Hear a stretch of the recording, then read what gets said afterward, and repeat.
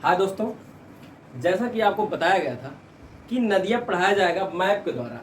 आप देख सकते हैं, ठीक है, आप देख सकते हैं कि मैप आपके सामने बन के आ चुका है और जैसा बताया गया था सेम वैसे ही कंडीशन पे आपको वैसे ही पढ़ाया जाएगा। ठीक है, ये नहीं कि आपको झूठी आपको दिलासा दिया जाएगा। ठीक है, लेकिन सेम देखिए, आपको देख रहे हैं एकदम मैप के द्वारा बताया जाएगा कहाँ कौन पे है, कैसे है, क्या है, सब बताया जाएगा। पहले जो चर्चा की गई थी सिंधु नदी और सतलज नदी के बारे में, उसको आप जाके वीडियो में देख लेंगे। जिन्होंने नहीं देखा वो जाके देख लेगा। ठीक है बाबू, अब ये आपको मैप के द्वारा बताया जा रहा है। अब आप कुछ नहीं करेंगे, बस आप सिर्फ सुनेंगे। ठीक है, सुनेंगे, फिर लास्ट में आप स्क्रीनशॉट ले लेंगे, उसको आप नोट कर लेंगे। ठीक है, बस आप वीडियो में अंत तक बने रहेंगे। ठीक है, चलिए स्टार्ट किया जाता है। सिंधु नदी तंत्र के बारे में बताया जाएगा। सिंधु नदी तंत्र, देखो हिमालय की जो नदियाँ थी उसको 3 भागों में बांटा गया था, ये भी बताया गया था आपको। और जो हिमालय की 3 भागों में नदियाँ बांटा गया था, पहला नदी ही सिंधु नदी था, सिंधु नदी तंत्र। फिर ब्रह्मपुत्र नदी तंत्र होता है, फिर उसके बाद कौन सा, उसके बाद सतलज नदी तंत्र। तो सतलज नदी छोड़िए, इसी में आ गया। सिंधु नदी तंत्र एक है, एक आपकी ब्रह्मपुत्र नदी, एक गंगा नदी तंत्र। तो गंगा नदी को अलग से बनाया जाएगा और ब्रह्मपुत्र जो नदी है उसको भी अलग पढ़ाया जाएगा। एक एक नदी के तंत्र के बारे में एक एक वीडियो में बताया जाएगा। ठीक है, चलिए स्टार्ट करते हैं। सिंधु नदी तंत्र में देखिए, सिंधु तंत्र किसे कहते हैं। मैं बताया था आपको कि तंत्र जो ढेर सारी नदियां एक दूसरे से एक ही जगह से निकलकर आके मिलती हैं उसे तंत्र कहा जाता है। तो आप देखते हैं सिंधु नदी तंत्र की ये नदियां हैं, सब है, सब सिंधु में जाके मिली है, इसीलिए सिंधु नदी तंत्र बोला गया है। तो ये सिंधु नदी में आपको बताया जाए। पहले आप समझ लीजिए कि मुख्य नदी किसे कहते हैं, सहायक नदी किसे कहते हैं, उप नदी किसे कहते हैं। फिर आप समझ सकते हैं कि सिंधु नदी की सहायक कौन कौन सी नदी है। चलिए यहाँ देखिए, आप मान लीजिए यहाँ भी आपका झील या झरना या तालाब कोई भी हो सकता है।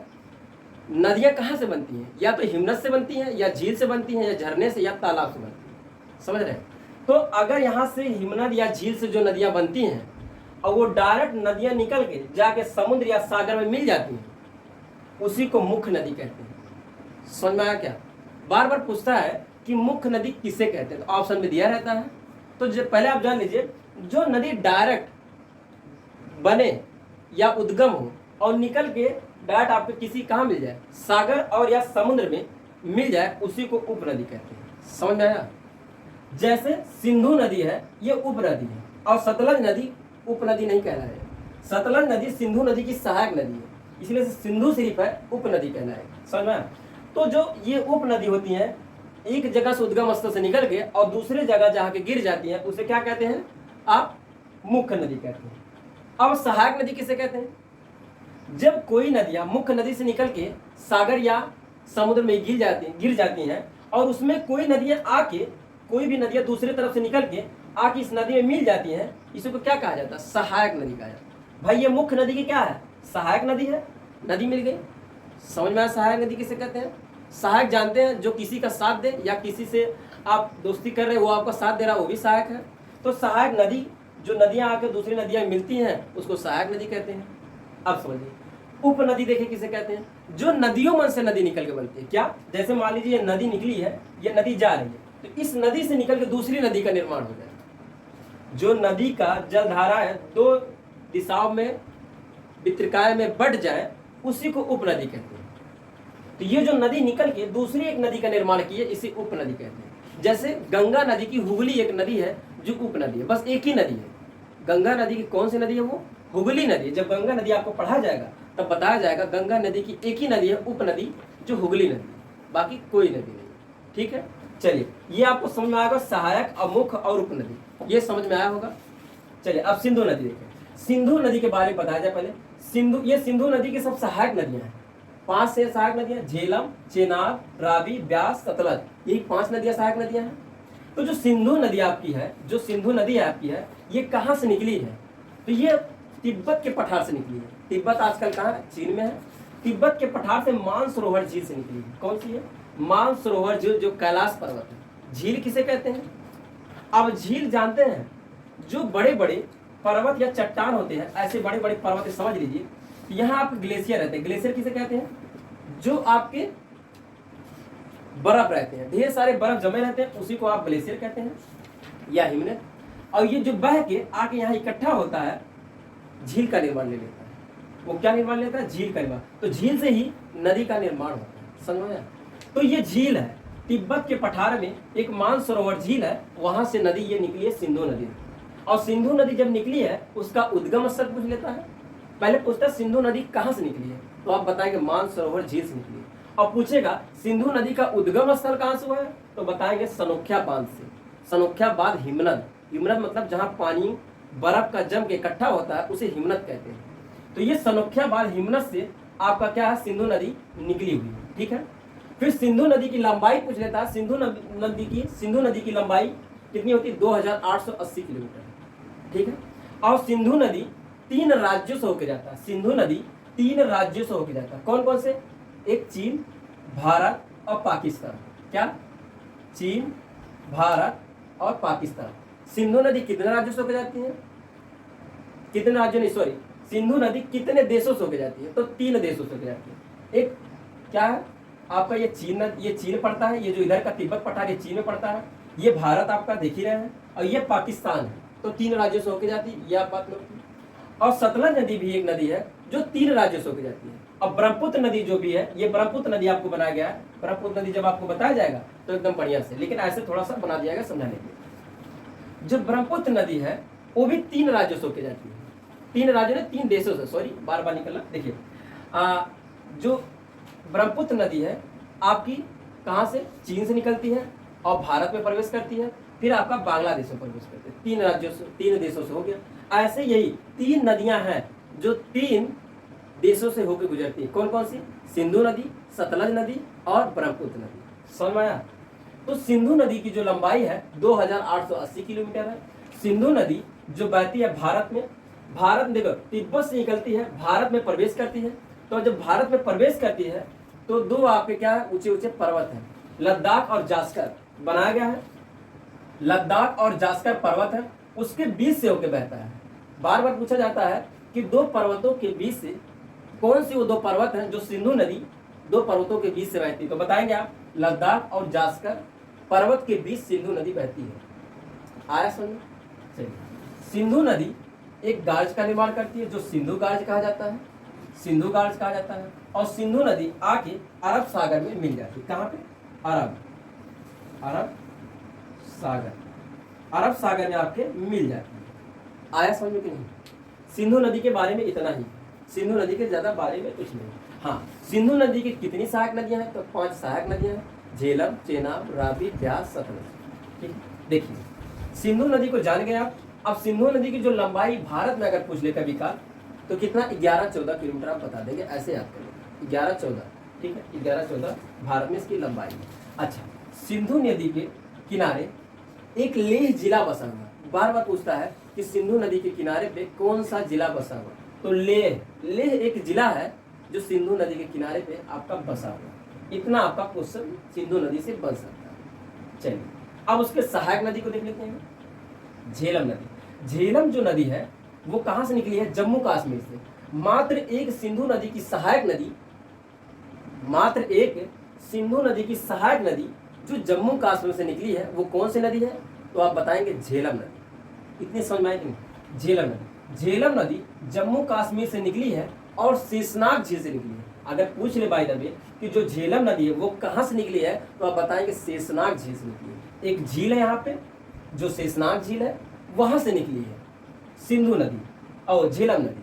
ठीक है, फिर झेलम नदी जम्मू कश्मीर से थोड़ा सा आगे बढ़ती है तो एक झील पड़ता है बूलर झील। कौन सी, बूलर झील, जो भारत की सबसे बड़ी खारे पानी की झील, मीठे पानी की झील है, सॉरी ये मीठे पानी की झील, जो भारत की सबसे बड़े मीठे पानी की झील बूलर झील है।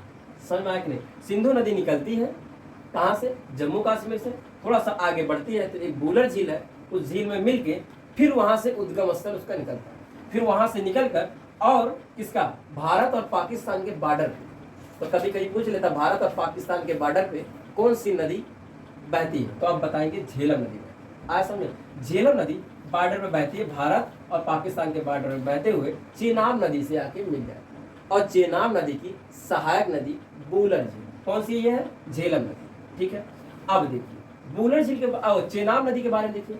चेनाब नदी आपकी कहां से निकली है, एक दर्रा के समय में। दर्रा किसे कहते हैं, अच्छा दर्रा 2 पर्वतों को काट के जो रास्ता बनाया जाता है उसे को दर्रा कहते हैं। जैसे मान लीजिए ये पर्वत है ऊंचा सा, यही है। अगर मान लीजिए इधर कोई गांव है और इधर कोई गांव है, अगर इस गांव से जाना हो तो आपको पहाड़ पर से चढ़ के नीचे उतरना पड़ेगा, तो उसी को काट के जब रास्ता बना दिया जाता है उसी को कहा जाता है दर्रा। या ऐसे कह सकते हैं दो राज्यों या दो देशों को मिलाने का कार्य जो करे या मिलाया जाए उसी को दर्रा कहते हैं। पर्वतों को काट के बनाया जाता है, ठीक है, दर्रा। तो एक दर्रा है जो कौन सा है, बारालाचा दर्रा है। तो बारालाचा दर्रा के समीप कौन सी नदी निकली है, चेनाब नदी। इतना समझिए, चेनाब नदी निकली है और आके कहाँ मिलती है आपकी, ये रावी नदी की सहायक नदी बन जाती है। रावी नदी की सहायक नदी बन जाती है। इतना आपको समझ में आया। चलिए अब आगे देखिए, रावी नदी और ब्यास नदी का उद्गम स्थल एक ही जगह से होता है। कौन सा है, रोहतांग दर्रा। रोहतांग दर्रे के समीप रावी नदी और ब्यास नदी का समीप से निकलती हैं, लेकिन दोनों अलग अलग दिशाओं में बहती हैं।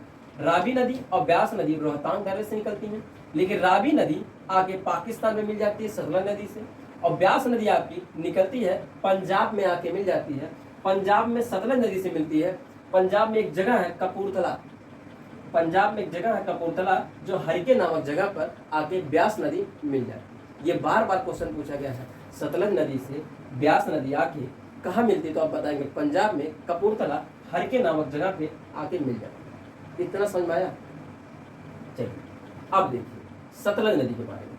सतलज नदी जो है, सतलज नदी आपकी जो है इसकी लंबाई 1500 किलोमीटर है, और जो राकस से निकलती है। कहाँ से, राकस से सतलज नदी निकलती है, लेकिन इसका उद्गम स्थल यहीं से होता है, लेकिन मानसरोवर झील से ही निकलती है। मानसरोवर झील है वहां से निकलती है। राकस उद्गम स्थल सतलज नदी का। सतलज नदी निकलती है जिसकी लंबाई 1500 किलोमीटर है, और यह आके पाकिस्तान में किस जगह मिलती है, तो मीठान कोट एक जगह है, वहां आके सतलज नदी सिंधु नदी से मिल जाती है। बार बार पूछता है कि जो सिंधु नदी की सबसे बड़ी सहायक नदी कौन सी है, आप बताएंगे कौन सा, सतलज नदी। और सतलज नदी सिंधु नदी से कहाँ पे आके मिलती है, तो मीठान कोट एक जगह है, वहां आके मिल जाती है। इतना समझ में आया। सतलज नदी जो है एक दर्रे से होके आती है। भाई मैं बताया था कि आपको दो देशों को मिलाने का, जो पहाड़ों को काट के बनाया जाता है, जो रास्ता जो मिलाने का कार्य करता है, उसी को दर्रा कहते हैं। तो जो ये दर्रा है ये नेपाल और भारत को बीच में बनाया गया। यहाँ पे जो सिपकिला गार्ज है, कौन सा, सिपकिला गार्ज। ये पूछता है कि सतलज नदी किस गार्ज का निर्माण करता है, तो आप बताएंगे सिपकिला गार्ज का निर्माण करता है, और वो ये कहाँ पे है, तो हिमाचल प्रदेश में। कहाँ पे है, हिमाचल प्रदेश में। अब देखिए कुछ पॉइंट है, उसको थोड़ा सा आप नोट कर लीजिए। रावी नदी, ब्यास नदी, सतलज नदी, भारत में 80% पानी उसका यूज कर सकते हैं। रावी नदी, ब्यास नदी, सतलज नदी भारत में 80% उसका पानी यूज कर सकते हैं। सिंधु नदी, झेलम नदी, चेनाब नदी का पानी 20% यूज भारत में करते हैं। तो जब भारत में 20% यूज करते हैं तो पाकिस्तान में कितने यूज करेंगे, 80% यूज करेंगे। आया समझ में। अब गार्ज क्या होता है उसको बता दिया जाए। देखिए गार्ज, जो नदियां बह के और नदियों का जल नीचे गिरता है, जो गड्ढा नुमा हो जाता है, उसी को गार्ज कहते हैं। गार्ज चौड़ी और सकरी होती है, चौड़ी और सकरी होती हैं और गहरी होती है, उसी को गार्ज कहा जाता है। तो आपका देखिए ये गार्ज का चित्र बनाया गया है, ठीक है। और एक देखिए यहाँ भी गार्ज का निर्माण होता है और एक यहाँ भी गार्ज का निर्माण होता है। यहाँ सिंधु गार्ज का निर्माण होता है, यहाँ दिहान गार्ज का निर्माण होता है ब्रह्मपुत्र नदी से। तो ब्रह्मपुत्र नदी जब आपको पढ़ाया जाएगा तब आपको पता आएगा, ठीक है। चलिए एक बार आप नोट करिए आप जल्दी से स्क्रीनशॉट लीजिए, स्क्रीनशॉट ले लीजिए आप।